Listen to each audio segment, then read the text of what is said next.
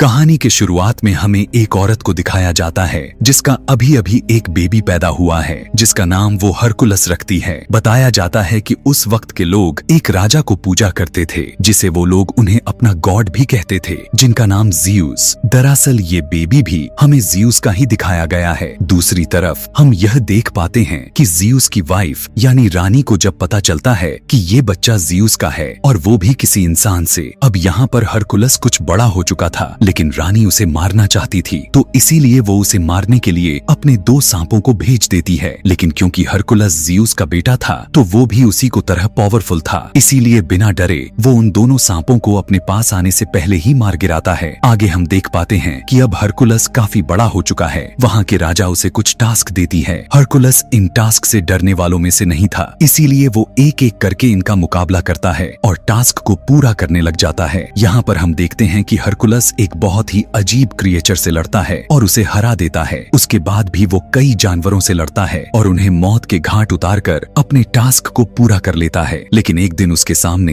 एक बहुत ही ताकतवर शेर आ जाता है। हम देख पाते हैं कि उस पर किसी भी तरह का तीर भी असर नहीं कर रहा था, लेकिन यहाँ पर हरकुलस ने अपनी ताकत से उसे भी मार डाला। यहाँ से हमें एक जगह को दिखाया जाता है जहाँ पर कुछ लोगों ने एक लड़के को बहुत ही बुरी तरह से बांधा हुआ था। दरअसल ये लड़का हरकुलस का नेफ्यू था कि तभी वहाँ पर हरकुलस भी आ जाता है और उन सभी लोगों को मारकर अपने नेफ्यू को बचा लेता है। आगे हम देखते हैं कि हरकुलस एक जगह पर बैठा होता है तो वहाँ पर दूसरे मुल्क के राजा की बेटी आकर उससे कहने लगती है कि हमें तुम्हारी जरूरत है। वो बताती है कि हमारे खास के लोगों ने ही हमारे साथ चिट किया हुआ है और हर तरफ लड़ाइयाँ हो रही हैं, जिसकी वजह से लोग मारे जा रहे हैं। वहीं पर हरकुलस के साथ एक आदमी भी बैठा हुआ था, तो वो कहने लगता है कि बेबी हमारे पास वक्त नहीं, हाँ अगर तुम ज्यादा पैसे ऑफर करती हो तो हम जरूर आ सकते हैं। तब वो शहजादी उनसे कहने लगती है कि जंग में लड़ना तो फहर की बात होती है। तब उसकी बात सुनकर हरकुलस कहने लगा कि हमें जंग में लड़ने के लिए हथियार भी तो चाहिए होंगे और बिना पैसे के हथियार कहाँ से आने वाले। तब वो शहजादी कहती है कि हमारे बाबा यानी मेरे राजा बहुत ही अमीर हैं, इसीलिए वो तुम्हें बहुत सारा सोना दे सकते हैं। तब हरकुलस मान जाता है और उसके साथ उसका मुल्क भी आ जाता है। देखने को मिला कि वहाँ पर एक बहुत बड़ा स्टेच्यू लगा हुआ था जो कि ज़्यूस के वाइफ का था। यहाँ पर शहजादी हरकुलस को बताती है कि ये स्टेच्यू 5 साल में बना हुआ था। यहाँ पर कोई भी यकीन नहीं कर रहा था कि ये सच में ज़्यूस का बेटा हो सकता है, लेकिन उस शहजादी के बेटे के लिए हरकुलस एक तरह से एक हीरो जैसा था। राजा उन सबको बताता है कि हमारे ही खास आदमियों ने हमसे बगावत यानी चिट किया है और तभी से यहाँ के पूरे मुल्क में लड़ाइयाँ चल रही हैं। इसीलिए हमें तुम्हारी मदद की जरूरत है ताकि हम सब कुछ दोबारा से ठीक कर सकें। वो उसे यह भी बताता है कि वो एक नॉर्मल इंसान नहीं है, बल्कि वो एक जादूगर है और उसे गॉड के अलावा कोई भी नहीं मार सकता। इवन वो उसे ये भी बताने लगा कि उसके सोल्जर के टीम में एक ऐसी क्रिएचर है जो आधा घोड़ा और आधा इंसान है। अब हरकुलस के टीम में जो लड़की आई थी वो उनसे पूछने लगती है कि ये क्रिएचर कहाँ पर होते हैं। तो राजा का एक आदमी बताया कि हमने इन्हें ना तो कभी देखा है और ना तो ये जानते हैं कि ये क्रिएचर कहाँ रहते हैं, हमने तो बस इनके बारे में ऐसी वैसी कहानियां ही सुना है। इसके बाद हमें दिखाया जाता है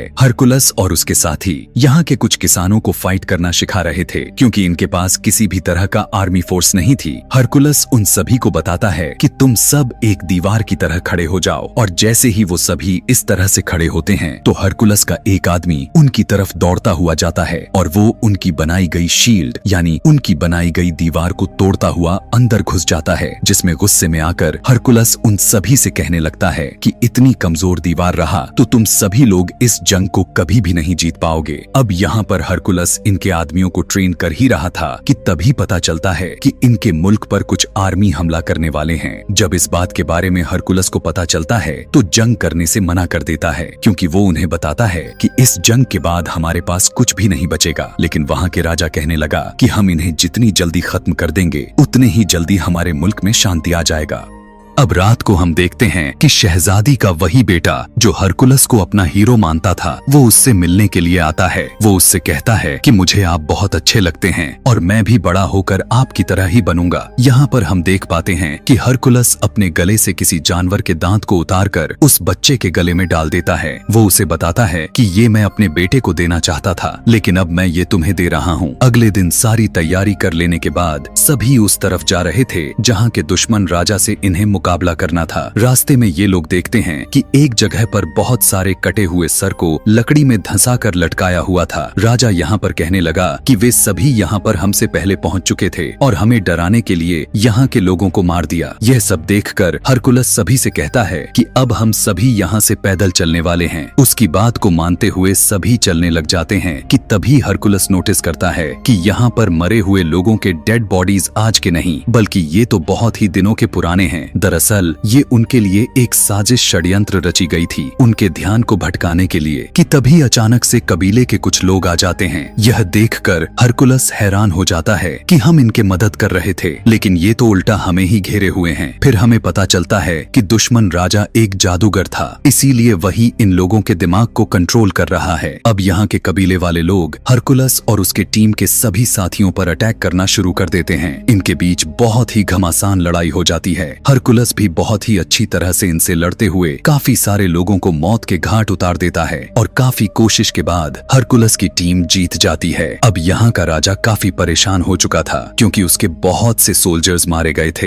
हरकुलस उसे कहने लगता है कि मैंने आपसे पहले ही कह रखा था कि अभी यह कदम उठाना सही नहीं रहेगा क्योंकि उसे अभी भी उनको कुछ सिखाना था। राजा भी हरकुलस की बात मान लेता है लेकिन हम अब यहाँ पर देख पाते हैं कि हरकुलस बहुत ही परेशान रहने लग गया था। रात में उसे नींद भी नहीं आती थी लेकिन एक रात वो अपने सपने में देखता है कि उसकी फैमिली मर चुकी है। यही नहीं बल्कि वो तो उसी सपने में 3 मुंह वाला क्रिएचर को भी देखता है जिससे वो लड़ रहा था। हरकुलस के आदमी में एक उससे कहता है कि यहाँ आने से पहले मैं ऐसी क्रिएचर से बात की थी जो कि वो गॉड के बातों को सुनकर इंसानों तक पहुँचाती हैं। यही नहीं वो फ्यूचर के बारे में बताती हैं और उन्होंने तुम्हारे बारे में यह भी कहा था कि तुम्हें इस मिशन को किसी भी हालत में पूरा करके ही रहना होगा। अब जबकि हरकुलस पहले से भी बहुत परेशान हो चुका था इसीलिए वो उसके इस बात पर ज्यादा ध्यान नहीं देता। दरअसल उसकी एक बीवी और 3 बच्चे थे। उसके बच्चे को मारकर उसे ही उनका खून का इल्जाम लगा दिया गया था जिसकी वजह से उसे अपने मुल्क से बेदखल कर दिया गया था। खैर ये सभी आर्मी सोल्जर्स के साथ सभी लोग दुश्मन राजा की तरफ पहुंच चुके थे। देखने से यही लग रहा था कि जिन फार्मर्स को हरकुलस ने थोड़ी बहुत लड़ाई लड़ने के लिए सिखाई थी वो ठीक से लड़ नहीं सकेंगे जिसकी वजह से हार जाएंगे। लेकिन बहुत ही घमासान लड़ाई करते हुए कोशिश करने के बाद लकीली वो इस जंग को जीत जाते हैं। फिर हम देखते हैं कि वो दुश्मन राजा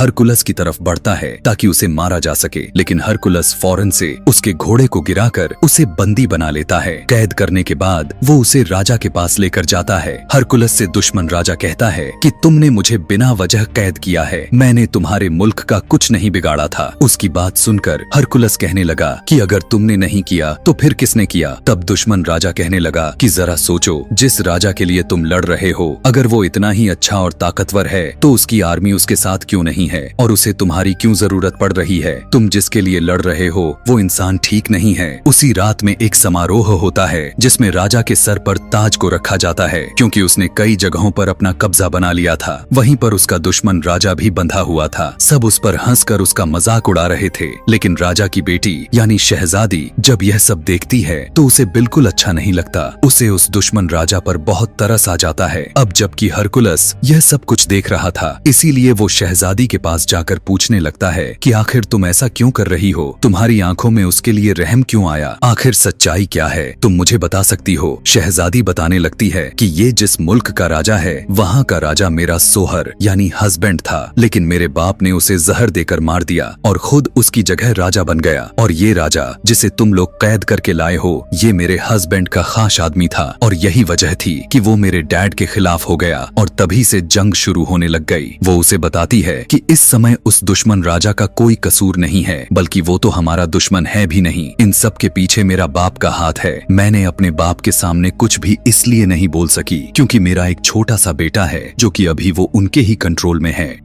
अपनी बेटे की जान बचाने के लिए वो हरकुलस को उसे यहाँ से लेकर जाने के लिए कहती है ताकि वो उसे अपनी तरह की ट्रेनिंग दे सके। तभी वहाँ पर राजा का एक आदमी आकर कहने लगा कि तुम्हें राजा ने बुलाया है। हरकुलस जब राजा के पास जाता है तो राजा ने कहता है कि मैं बहुत खुश हूँ कि तुमने आम इंसान और किसानों को अपना तरीका दिखाकर हमें जितवा दिया। वजह तुम्हारी है कि आज मैं राजा हूँ। वो कहने लगता है कि अब आगे से तुम यहाँ के सभी लोगों को दूसरे तरीके की लड़ाई सिखाओगे और आहिस्ता आहिस्ता सत्ता से मैं पूरे मुल्क पर अपना कब्जा बना लूंगा और ये सब तुम्हारी वजह से हुआ है, तो क्या तुम अब मेरी खास आदमी बनोगे? हरकुलस इस बात की सुनकर फौरन मना कर देता है। तब राजा कहता है, ठीक है, जैसी तुम्हारी मर्जी। गुस्से में आकर राजा हरकुलस से कहता है कि तो फिर ठीक है, मैं तुम्हें सोना देता हूँ और तुम यहाँ से चले जाना। और जबकि अब मैं राजा बन चुका हूँ तो तुम जैसे लोगों की अब क्या ही जरूरत पड़ने वाली है। अब हरकुलस और उसके साथी वहाँ से आपन सोना लेकर चल पड़ते हैं कि तभी वो देखता है कि गांव के सभी लोग उसे जाते हुए बहुत ही उदासी के साथ देखे जा रहे थे। दरअसल वो बिल्कुल भी नहीं चाहते थे कि हरकुलस वहाँ से चला जाए, क्योंकि उसी ने उन्हें यहाँ पर रहने के तरीके सिखाए थे। यह देखने के बाद तो हरकुलस उस सोने की पोटली को फेंकता है और कहने लगा कि अब से मैं यहीं पर रहूंगा, क्योंकि यहाँ के लोगों को मेरी जरूरत है। यह देखकर हरकुलस का एक साथी कहने लगा कि आखिर आप ऐसा कैसे कर सकते हैं, हमें अपना सोना मिल चुका है और हमें यहाँ से निकल लेना चाहिए। लेकिन हरकुलस के बाकी के साथी भी अपना सोने की पोटली फेंकते हुए हरकुलस के साथ रुकने का फैसला कर लेते हैं। सिवाय उसके एक साथी के,